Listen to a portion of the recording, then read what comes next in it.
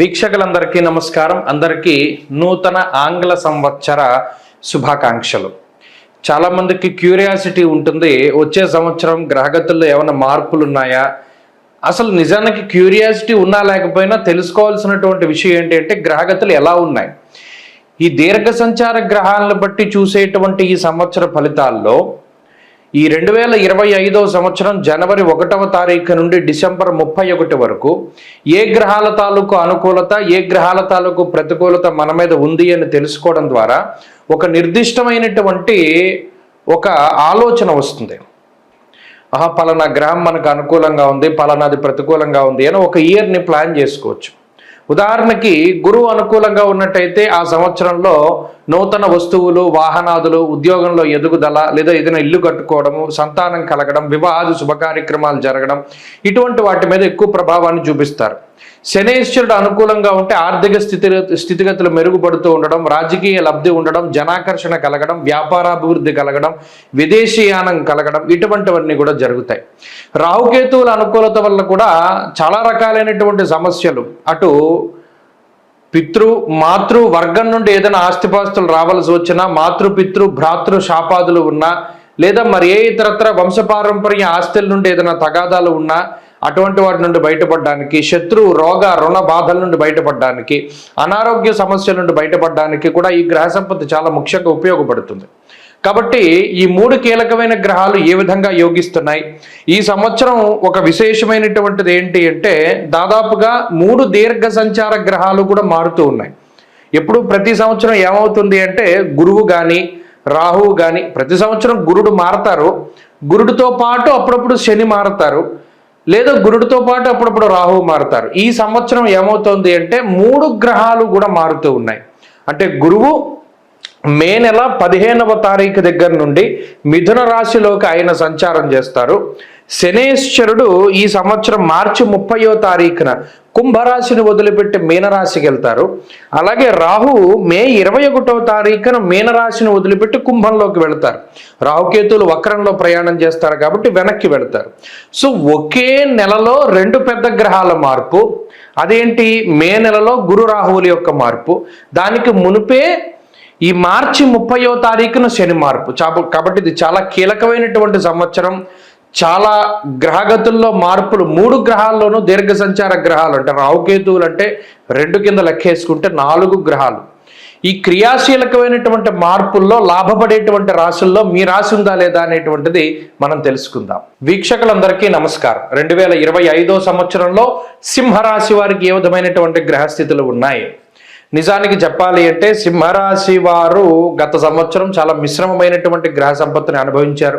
మరి ఈ సంవత్సరంలో ఈ రాశి వారికి ప్రధానమైనటువంటి బలం గురు బలం.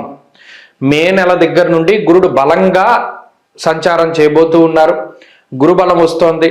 అయితే చాలా కీలకమైనటువంటి విషయం ఏమిటి అంటే మార్చి 30వ తారీఖు దగ్గర నుండి మే 21వ తారీఖు వరకు అష్టమ స్థానంలో 2 గ్రహాలు ఉంటాయి.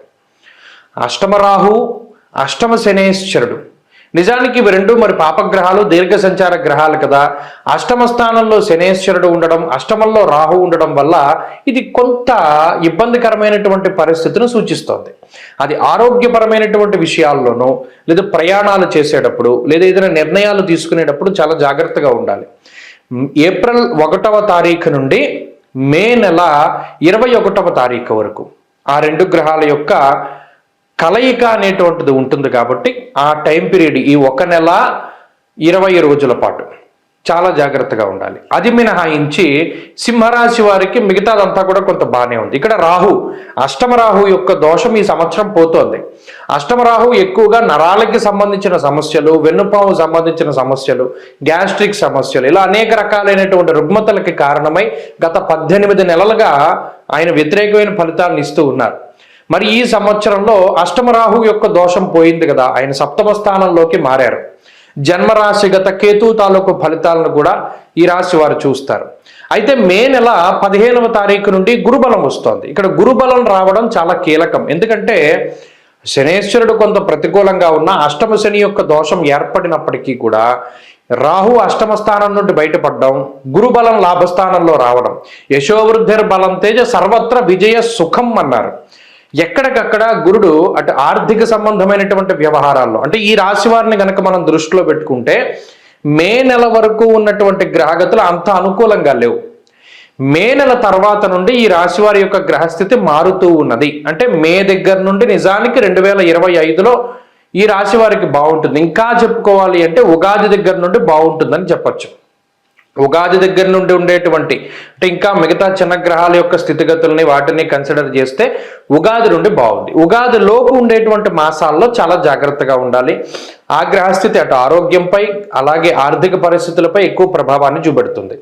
ఇక ఉద్యోగ వ్యాపార వ్యవహారాదులన్నీ కూడా ఈ సంవత్సరం మే నెల దగ్గర నుండే బాగున్నాయి. అంటే సింహరాశి వారు ఎవరైనా ఉద్యోగం మారాలి, కొత్త ఉద్యోగంలో జాయిన్ అవ్వాలి, లేదా ఏదైనా ఉద్యోగం పర్మనెంట్ అవ్వాలి, లేదా అసలు ఉద్యోగమే రావాలి అంటే అటువంటి వారందరూ కూడా మే నెల దగ్గర నుండి ప్రయత్నాలు చేసుకుంటే మంచి అవకాశాలు వచ్చి స్థిరపడడానికి అవకాశం ఉంటుంది. అలాగే విదేశీయానానికి సంబంధించినటువంటి విషయాలు, విదేశాల్లో స్థిర నివాసం ఏర్పడడం, అక్కడ ఏదైనా గ్రీన్ కార్డు లాంటివి రావాలి అన్నా, అక్కడ ఏదైనా గుర్తింపు రావాలి అన్నా, ఉద్యోగం కావాలి అన్నా ఇవన్నీ కూడా మే నెల దగ్గర నుండి బాగున్నాయి.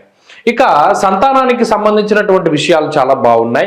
ఈ సంవత్సరంలో ప్రత్యేకించి సింహరాశి వారు తీర్థయాత్రలు ఎక్కువగా చేసేటువంటి పరిస్థితులు ఉన్నాయి. అలాగే ఎక్కువగా పురాణ పఠనం చేయడానికి అవకాశం ఉంటుంది. పుస్తకాలు చదవడం, లేదా ఏదైనా కొత్తగా కోర్సులు నేర్చుకుని ఉద్యోగంలో పదోన్నతులు పొందడం, లేదా ఏదైనా ఒక కాంట్రాక్ట్ ఉద్యోగాలు పర్మనెంట్ అవుతూ ఉండడం. అలాగే ఈ సింహరాశి వారు మే నెల దాటిన తర్వాత ఇల్లు కట్టుకోవడం, ఇల్లు కొనుక్కోవడం, సంతానం కలగడం, లేదా బంగారం కొనుగోలు చేయడం, ఇటువంటి వాటికన్నిటికీ కూడా అవకాశం ఉంటుంది. కాబట్టి మొత్తం మీద ఈ సంవత్సరంలో ఫలితాన్ని చూస్తే ఏప్రిల్ 1వ తారీఖు దగ్గర నుండి మే నెల 21వ తారీఖు వరకు 1 నెల 20 రోజుల పాటు మాత్రం చాలా క్రూషియల్ పీరియడ్. ఆ సమయంలో ఈ రాశి వారు అన్ని విధాలుగా జాగ్రత్త పడాలి.